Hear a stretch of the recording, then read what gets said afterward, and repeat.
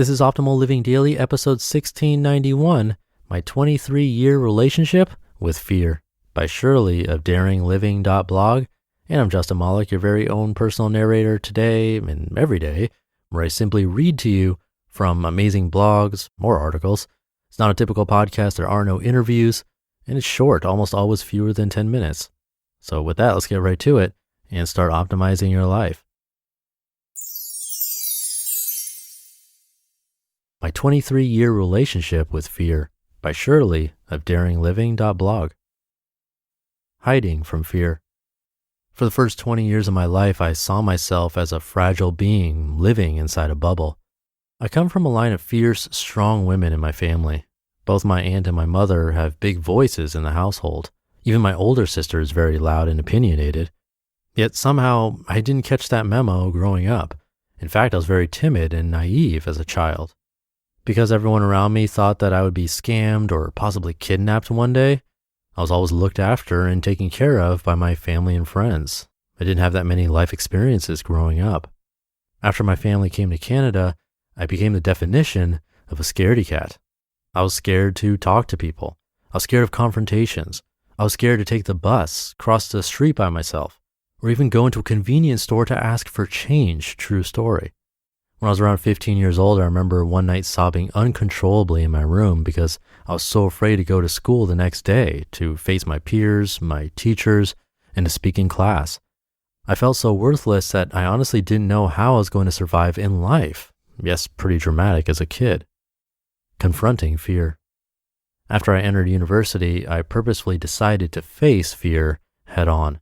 I decided that I was going to try every possible safe thing that I was too scared to do. And I went for the extreme, literally. In my college years, I've done bungee jumping and skydiving. I was also very attracted to extreme sports such as snowboarding, surfing, and scuba diving. I went backpacking for 2 weeks, and every day I went to sleep with an anxiety that I would not be able to go home. You see, I wanted to understand and feel every fear possible so I could overcome it. Besides physical fears, one of my biggest social fears growing up was public speaking. I was always conscious and sensitive when I was in the center of attention. I'm a deep feeler. When I feel fear and anxiety, I feel it to my very core. Whenever I had to make a presentation, no matter how hard I practiced the night before, I'd blank out during my speech and forget my lines on the spot. My voice would crack, my hands would tremble, and my heart would beat so fast and loud that I was sure the people beside me could hear. Ironically, that was one of the reasons why I chose business as my major after high school. So I had no choice but to consistently be out there and present myself in front of people. Looking back now, I realize the majority of my decisions during my post-secondary years ultimately stemmed from an underlying element of fear, from choosing my major to joining student clubs to making presentations in public to meeting new people, etc. FEAR. So by this point, you're probably anticipating and waiting for my big announcement saying, after so many times confronting fear, I finally learned to overcome my fears. I am now fearless. Sorry, but that's not exactly what happened. In fact, the more I experienced fear, the more I am certain that I will always be afraid. Public speaking is something that will just never be my nature. It doesn't matter how many times I practice, I will always feel the anxiety whenever I'm speaking in front of a group of people. But because I now understand what that feeling is like, I'm able to tame it better. I choose to embrace the fear of public speaking, sit with it, and ultimately make peace with it. And you bet that I practiced hard throughout the past 3 years how scared I felt every time when I was on stage and how I embarrassed myself in front of people countless times in order to be at where I am today. Sitting with fear. Quote, everything you've ever wanted is on the other side of fear. Jack Canfield. Be aware of what fears are surfacing for you. There's a reason they're there and they mean something to you. You cannot get rid of your fears because they make up who you are. Everyone will have different fears depending on their personality and values. There's the fear of social anxiety, fear of rejection, fear of loneliness, fear of failure. And as you move on to different stages in life, you may be forced to meet brand new fears that you had not even known before. It is then in those moments you have the choice to avoid them and run away, or you can choose to feel them and sit with them.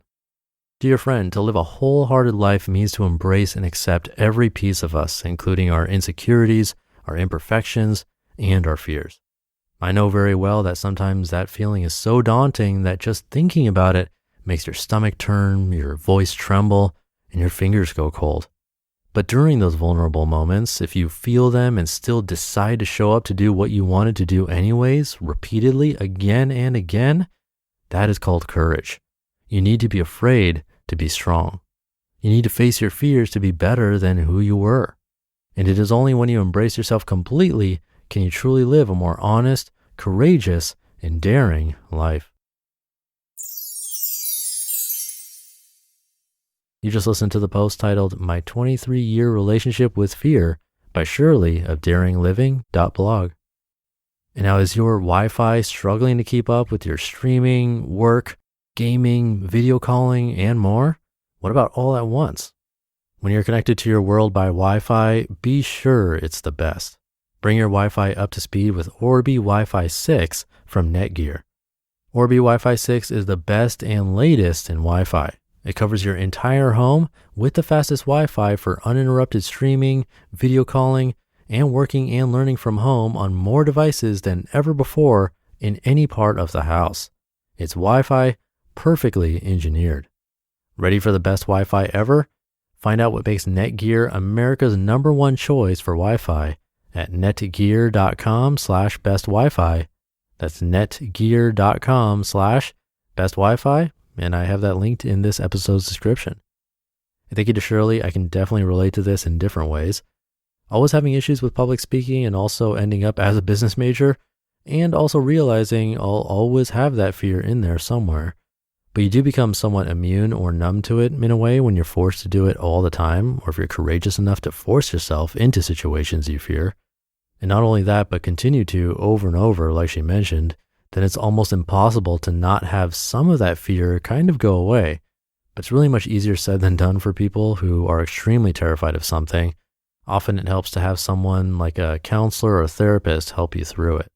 That could be a great way to get started. I'll leave it there for today. Thank you for listening and sticking around until the end. Have a great rest of your day, and I'll see you tomorrow as usual, where your optimal life awaits.